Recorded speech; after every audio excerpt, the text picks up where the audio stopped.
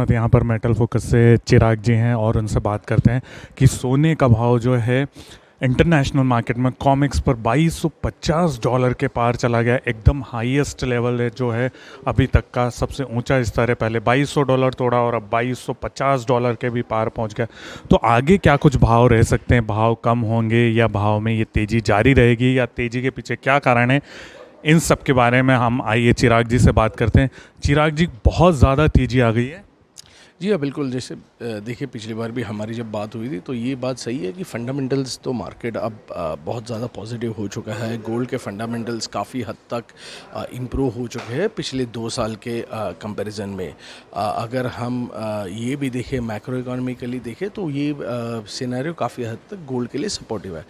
हालांकि मैं ये कहूँगा कि ये जो रैली आई है पिछली 100 से $150 की, वो शायद थोड़ी बहुत जल्दी आ गई। ये एक्सपेक्टेड था कि शायद ये रैली सेकेंड हाफ में आए। इसने रैली, द पेस जो रैली की रही है उसने ज़रूर लोगों को सरप्राइज़ किया हुआ है। अगर किसी को भी अगर इस स्तर पे निवेश करना है तो मैं कहूँगा थोड़ा बहुत फ़िलहाल संभल के रहना चाहिए, क्योंकि मार्केट ऑलरेडी 100 से $150 रन अप कर चुका है। तो हालांकि चीज़ें पॉजिटिव है और यहाँ से अपसाइड दिखाई देती है, बट रिस्क रिवॉर्ड रेशियो फ़िलहाल थोड़ा बहुत नेगेटिव है। आपको क्या लगता है सर, अभी और आगे $2300 का कोई लेवल है या 2250 से नीचे आएगा, या क्या कुछ हो सकता है? क्योंकि मार्केट अब जो है गैस करना मतलब बहुत ही मुश्किल हो गया है कि किस दिशा में जाएगा। नहीं, देखिए, $2300 शायद गोल्ड, हमारा अनुमान है कि $2300 से $2400 के बीच में अगले साल में गोल्ड के भाव दिखाई दे सकते हैं। बट जिस हिसाब से ये रैली चल रही है और जिस हिसाब से ये रैली रुकने की नाम नहीं ले रही है, तो ये भी हो सकता है कि $2300 शायद अगले 3-4 महीने में भी आ जाए। इम्पॉर्टेंट ये है कि क्या इन स्तरों पर ये भाव या इन फंडामेंटल्स पे ये भाव जस्टिफाइड है या नहीं, ये सबसे इम्पोर्टेंट है समझना। और अभी तक तो रेट कट शुरू नहीं हुए हैं। अभी तक ये भी नहीं कंसेंसस बना है कि कितना रेट कट होगा, क्योंकि अगर आप देखें तो मार्केट पहले 5 और 6 रेट कट की बात कर रही थी, अब मार्केट 3 रेट कट की बात करी। तो जब ये जो एक करेक्शन आया from 5 to 6 rate cuts to 3 rate cuts, actually gold के भाव में करेक्शन नहीं आया है। जबकि अगर हम हिस्टोरिकली देखें तो जब जब ऐसा सिचुएशन होता है कि जब मार्केट बहुत ज़्यादा हॉकिश होता है और अंत में उस तरह की स्थिति नहीं होती है, तो गोल्ड में हमेशा करेक्शन देखने को मिला है। यहाँ पे प्रॉब्लम ये हो रहा है कि जियोपॉलिटिकल सिचुएशन इतनी ज़्यादा एक्टिव है।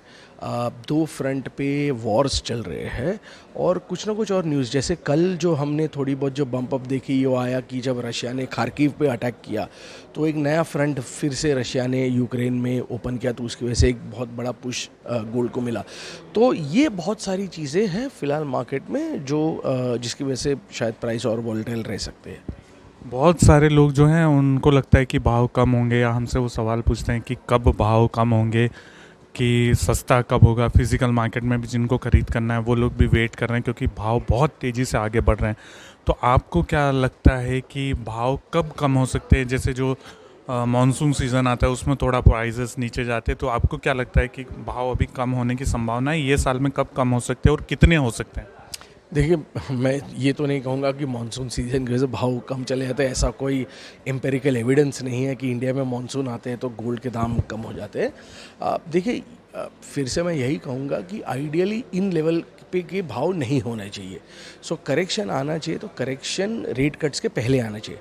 हमारा पहले मानना था कि शायद अप्रैल मई के महीनों में दाम थोड़े बहुत करेक्ट हो सकते हैं, क्योंकि जब अर्लियर एक्सपेक्टेशन 5 रेट कट की और आज की एक्सपेक्टेशन 3 रेट कट की जब मीट होती है, तब ये रेट कट आएंगे। बट फिलहाल जियोपॉलिटिकल सिचुएशन इतनी ज़्यादा एक्टिव है कि वो करेक्शन नहीं आ रहे। तो अगर करेक्शन आना है तो अगले 1-2 महीनों में आना है। अगर नहीं आया तो शायद आपको फिर शायद 2-1 साल तक गोल्ड के दामों में करेक्शन नहीं दिख सकता है। चांदी की बात करें सर, चांदी में भी अभी तेज़ी देखी जा रही है, तो उसको कैसे देख रहे हैं आप? देखिए, चांदी में तो अभी तक तेज़ी आई भी नहीं है। अगर आप गोल्ड के कंपैरिजन में देखें चांदी को, तो चांदी में अभी तक उस हिसाब से तेज़ी नहीं आई है।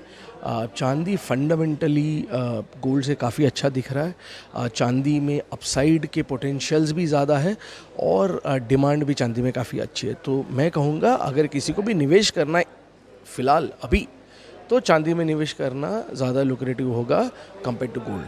तो आखिरी सवाल एक और, सेंट्रल बैंक और डॉलर, चाइना भी लगातार अभी इस जैन और फेब में भी देखें तो डेटा वही आ रहे हैं कि वो खरीदारी कर रहे हैं, और डॉलर की चाल जो है वो कैसे इम्पैक्ट कर सकती है आगे जाकर? देखिए, सेंट्रल बैंक बाइंग बरकरार रहेगी। सेंट्रल बैंक्स जो बाई करती आ रही है पिछले कई सालों से, वो अपनी जो जिसे हम कहते हैं फॉरेन एक्सचेंज रिज़र्व है, उसको कहीं ना कहीं हेज करी, क्योंकि ज़्यादातर एफएक्स रिजर्व्स है सब कंट्रीज़ के डॉलर्स में है, ठीक है।